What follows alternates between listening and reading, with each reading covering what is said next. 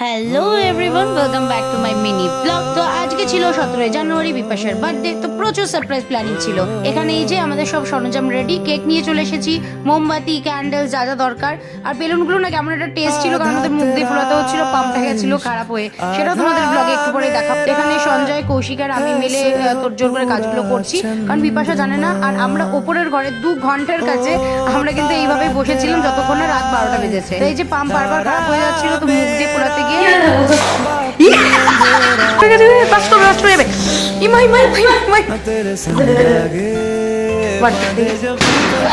তোমাদেরও সাথে এরকম ঘটনা ঘটে কিনা প্লিজ কমেন্ট করে জানাও, যে কতগুলো বেলুন যে আমাদের মুখে পেটেছে আর কতক্ষণ যে ওয়েট করতে হবে, এটা ভেবে ভেবে আমাদের মানে হালাত খারাপ হয়ে যাচ্ছিল। তো অলমোস্ট আমাদের ডেকোরেশন ডান। তো এখন দেখে নাও এইভাবে আমরা ডেকোরেট করেছি, পুরো বার্থডে লিখে এইভাবে বেলুন দিয়ে সাজিয়ে। এটা মনে ছিল বাচ্চাদের, অলরেডিও চলে এসেছে 12টা বাজতে আর আধ ঘন্টা দেরি। তো লাস্ট মোমেন্টে